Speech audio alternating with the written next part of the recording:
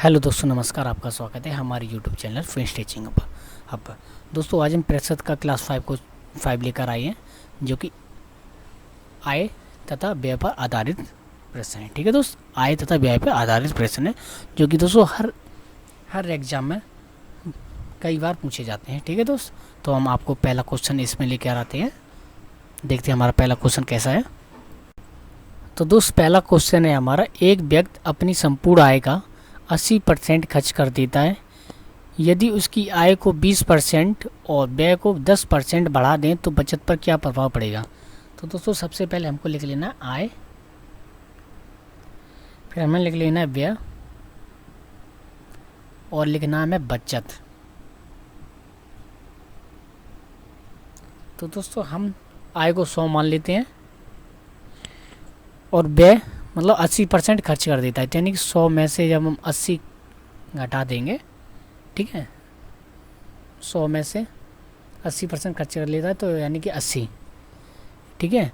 और बचत क्या है, 100 में से जब हम 80 घटा देंगे तो हमारी बचत रहेगी 20 रुपये।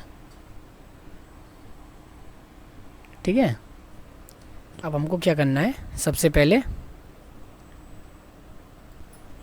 तो सवाल में बोल रहा है कि उसकी आय को 20% बढ़ा दें, तो हमारी जो आय है वो है 100 रुपये।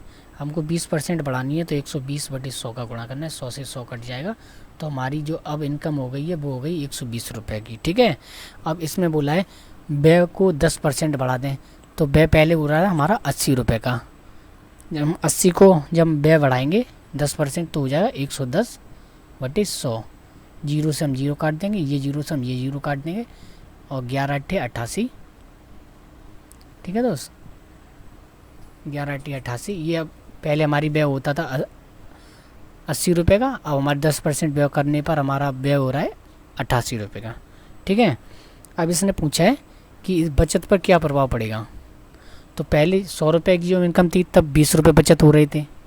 ठीक है दोस्त, अब हमारी इनकम 120 रुपये की है और हमारा जो व्यय हो रहा है वो 88 रुपये का हो रहा है, तो 120 में से हम 88 घटा देंगे तो हमारा जो बचेगा वो बचेगा 32।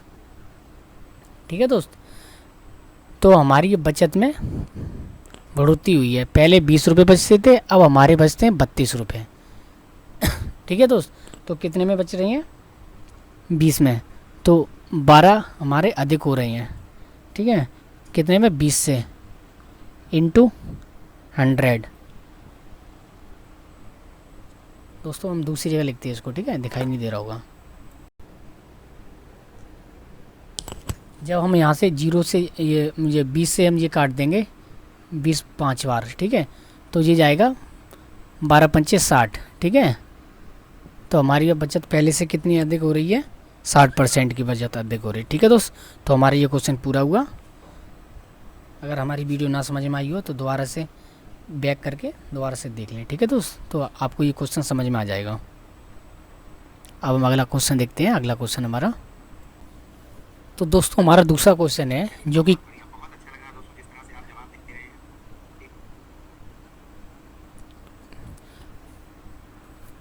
कि कई एग्जामों में आया है। ठीक है दोस्त, तो हमारा ये क्वेश्चन है, एक व्यक्ति अपनी संपूर्ण आय का 75% खर्च कर देता है।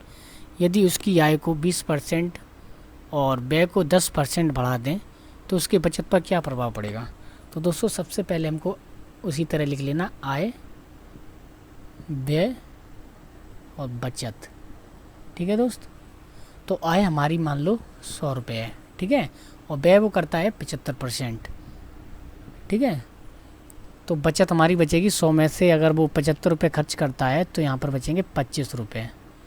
ठीक है, अब हमको क्या करना है, इसने बोला है यहाँ से व्यय को 10% बढ़ा दें, आय को 20% और व्यय को 10% बढ़ा दें। तो आय हमारी 20% बढ़ाने से 100 का गुणा 120/100, 100 से 100 काट देंगे तो हमारी जो आय हो जाएगी वो 120 हो जाएगी, और व्यय को 10% बढ़ाना है तो 75 का गुणा 110 में कर देंगे हम। ठीक है, 100 जीरो से ये जीरो कट जाएगा। जब हम 75 का गुणा जब 11 में करेंगे तो हमारा हो जाएगा 825, और ये 10 यहाँ पर बचा था। ठीक है दोस्तों, ये वाला। अब इसको जब हटाएंगे तो यहाँ पर हम पॉइंट लगा देंगे, ठीक है। तब हमारी बचत जो है, जो हमारी अब मतलब खर्च वो है, वो हो रहा है 82.82 रुपये। कितने में? 120 रुपये में। तो हमारी बचत इसमें हो रही है 37.5 रुपये की, ठीक है दोस्त। और पहले बचत होती थी 25 रुपये की, अब हो रही है 37.5 रुपये की, ठीक है। तो हमारी पहले से अब बचत एक्स्ट्रा हो रही है। तो कितने में हो रही है? 12 रुपये 12.5। कितने में? 25 रुपये में। अब हमें इन 100 का गुणा करना है। अब यहाँ से 25 से 100 काटने हैं, 25 हो गए 100। अब मैं 12.5 का गुणा हम 4 में जब करेंगे तो ये हो जाएगा 50, ठीक है दोस्त। तो ये हो जाएगा 50%, पहले से 50% अधिक बचत हो रही है, ठीक है दोस्त। हम अगला क्वेश्चन देखते हैं अब। तो दोस्तों हम इसको अब क्लीन करते हैं, ठीक है दोस्त। अब नेक्स्ट क्वेश्चन बताएंगे। ये दोस्त तीसरा क्वेश्चन जो हमारा है, तीसरा क्वेश्चन बोल रहा है राकेश अपनी संपूर्ण आय का 60% खर्च कर देता है। यदि उसकी आय को 20% और बचत को 40% बढ़ा दें तो व्यय पर क्या प्रभाव पड़ेगा, ठीक है दोस्त। तो हमें सबसे पहले वही लिख लेना है सॉल्यूशन। आय व्यय और बचत, ठीक है। तो हमारी आय हम 100 मान लेते हैं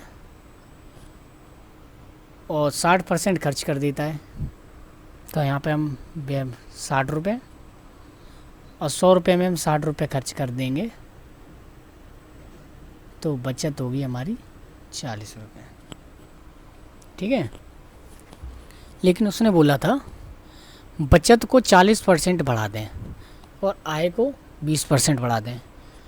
तो आय जो है हमारी 100 थी, उसको हम 20% बढ़ाएंगे तो 120/100, 100 से हम 100 काट देंगे तो हमारी जो आय, अब जो वर्तमान आय है वो है 120 रुपये, ठीक है दोस्त। अब इसमें हमें 40% बढ़ाना है बचत। तो 40 का हम जब 40% बढ़ाएंगे तो 140/100, जीरो से ये जीरो, ये जीरो से ये जीरो। अब यहाँ पर बचेगा 14 चौके 56, 56। तो हमारा जो कहने का मतलब है इस क्वेश्चन में, अब उसके पास 120 रुपये हैं और वो 56 रुपये बचा रहा है, ठीक है। पहले उसके पास 100 रुपये थे, तब वो 40 रुपये बचाता था तो 60 रुपये खर्च कर देता था, ठीक है दोस्त। तो अब 120 में से हम 56 का अंतर निकाल लेंगे, 56 बचा रहा है ना, तो यहाँ पर हमारा बचेगा 64, ठीक है दोस्त। तो पहले 60 रुपये खर्च करता था, अब कर रहा है वो 64 रुपये खर्च, ठीक है दोस्त। तो इसने पूछा था इसके व्यय पर क्या प्रभाव पड़ेगा। तो अंतर हमारा आ रहा है 4 का, पहले 60 था अब 64 है। तो अंतर हमारा आ रहा है 60 का, कितने में? से मतलब 60 से मतलब 64 रुपये अधिक खर्च कर रहा है। तो 60 × 100, जीरो से हम ये जीरो काट देंगे, ठीक है दोस्त। या हम ऐसे करके यहाँ पे हम सीधे सीधे ये 20 × 60, ये 20 × 5 100, ठीक है दोस्त। ये 20 × 60, ये 20 × 5 100 हो जाएगा। अब यहाँ पर क्या करना है, 5 का गुणा हम 4 में करेंगे तो ये हो जाएगा 20/3, ठीक है। जब 20/3 का हम भाग देंगे तो यहाँ पर आ जाएगा हमारा आंसर 6.67, ठीक है। तो 6.67%। तो क्या प्रभाव पड़ेगा? 6.6% का बढ़ोतरी होगी, ठीक है दोस्त, उसके व्यय में पहले के मुकाबले, ठीक है दोस्त। अब नेक्स्ट क्वेश्चन देखते हैं, अगला क्वेश्चन हमारा और नेक्स्ट पैटर्न का। जैसे कि दोस्त ये अगला क्वेश्चन है, एक व्यक्ति की आय और व्यय का अनुपात 3:2 है, ठीक है दोस्त। यदि आय को 40% और व्यय को 60% बढ़ा दें तो बचत पर क्या प्रभाव पड़ेगा। अगर दोस्त अनुपात में क्वेश्चन आ जाए तो हमें करना है, पहले लिख लेना आय, यहाँ पर बचत, व्यय, यहाँ पर लिख लेना बचत, ठीक है दोस्त। और ये हमें 3:2 को हमें सबसे पहले पता है कैसे लिखना है, 3:2 को हमें लिखना है 300:200। ठीक है दोस्त, ऐसे हम ये 0 से 0 के काट देंगे तो 3:2 में ही आ जाएगा। ठीक है, तो हमारी आय हो जाएगी 300 और व्यय हो जाएगा 200 और बचत हमारी हो जाएगी 300 में से 200 गए तो 100 रुपये। ठीक है दोस्त, अब उसने बोला था आय को 40% बढ़ा दें, तो 300 इंटू 140/100, तो ये 0 से ये 0 काट देंगे हम, तो यहाँ पर हो जाएगा 14×14=42, यानी कि 420 रुपये। ठीक है दोस्त, और व्यय को 60% बढ़ा दें, तो व्यय है हमारी अभी 200 रुपये, 60% बढ़ाएंगे तो 160/100, ये 0 से ये 0 काट देंगे हम, तो ये हो जाएगा 16×2=32, यानी 320 रुपये। ठीक है, तो उसने पूछा था बचत पर क्या प्रभाव पड़ेगा। तो अब जो हमारी कमाई है वो 420 रुपये की और खर्च हो रहे हैं 320 रुपये, तो बचत 420 माइनस 320 और बचत हो रही है हमारी 100 रुपये की। तो पहले भी हमारे 100 रुपये बच रहे थे और अभी भी हमारे 100 रुपये बच रहे हैं। तो हमारे कुछ सवाल का जो आंसर होगा वो होगा कोई प्रभाव नहीं पड़ेगा। ठीक है दोस्त, कोई प्रभाव नहीं पड़ेगा। तो दोस्तों हमारा ये सवाल आपको समझ में आया कि नहीं आया। अनुपात में अगर ऐसे आ जाए तो हमें ऐसे ही करना है। ठीक है दोस्त, अगर यहीं पर अगर बोल दे 5:2,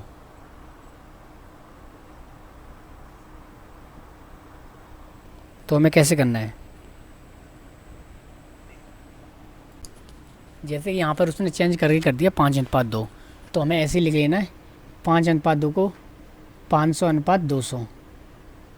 ठीक है दोस्त, तो हमारा जो व्यय है, आय है 500 रुपये, व्यय है 200 रुपये, तो हमें ऐसे ही लिख लेना है यहाँ पर आय 500, व्यय 200, बचत 500 में से 200 जाएंगे तो 300।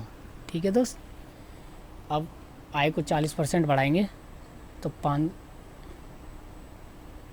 500 इंटू 140, ये 0 काट देंगे तो 14×5=70, यहाँ पर हो जाएंगे 700 और व्यय को हम 60% बढ़ाएंगे, यानी कि 200 इंटू 160, 0 से ये 0 काट देंगे तो 16×2=32। ठीक है दोस्त, तो अब हमारी कमाई है 700 रुपये की और व्यय कर रहा है 320 रुपये, तो 700 में से हमें 320 रुपये घटाने हैं, यानी बचत देखनी है हमें कितने की है। तो 700 में से 320 घटाएंगे तो बचेगा, तो यहाँ पर बचेगा 380। ठीक है दोस्त, 380 रुपये। तो पहले हमारी बचत हो रही थी 300 रुपये की, अब हो रही है 380 रुपये की। ठीक है दोस्तों, हमारा अंतर हो रहा है 80 रुपये का। कितने में? 300 में। तो हमें 300 नीचे लिख लेना है इंटू 100, ये 0 से ये 0 हम काट देंगे। अब हमें भाग देना है।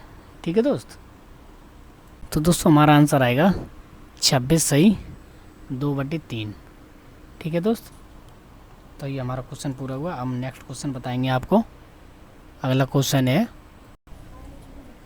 जैसे कि दोस्त इस क्वेश्चन में बोल रहा है एक व्यक्ति अपनी संपूर्ण आय का 40% मकान पर, 20% शिक्षा पर और 10% अपनी ज़रूरतों पर खर्च करता है। इसके बावजूद इसके अलावा वह 9,000 रुपये की बचत करता है, तो उसकी संपूर्ण आय कितनी है? तो दोस्तों संपूर्ण आय को हम 100% मानते हैं। ठीक है दोस्त, संपूर्ण आय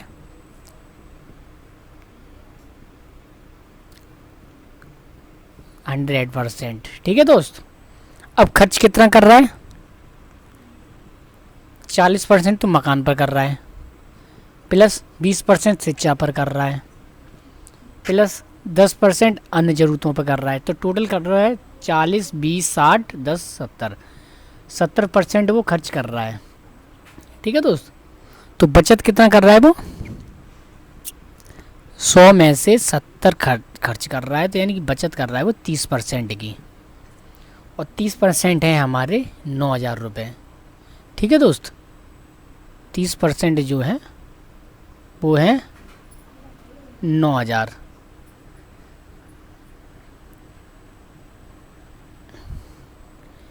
हम 1% की वैल्यू निकालेंगे, तो 1% की वैल्यू है 9,000 बटे 30, तो ये 0 से 0 काट देंगे,